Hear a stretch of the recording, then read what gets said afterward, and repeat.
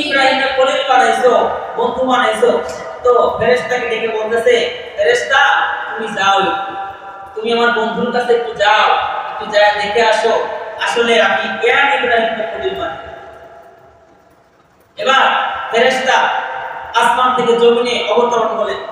এবার ইব্রাহিম আলাইহিস সালামের কাছে এসে পিছন থেকে উট চড়াইতেছে ইব্রাহিম, বাবা ইব্রাহিম উট চড়াইতেছে, আর ফেরেশতা এসে আওয়াজ দিতেছে সুবহানাল্লাহ, আলহামদুলিল্লাহ, আল্লাহু আকবার। বাবা ইব্রাহিম উট চড়াইতেছে জমিনের মধ্যে, হাজার হাজার উট লইয়া মরুভূমির প্রান্তরে উট চড়াইতেছে। এমন অবস্থায় আবুল ফেরেশতা এসে তার পিছন দিক থেকে আল্লাহর নাম নিতেছে, মধুর মধুর সুর দিয়ে বলতেছে আলহামদুলিল্লাহ, সুবহান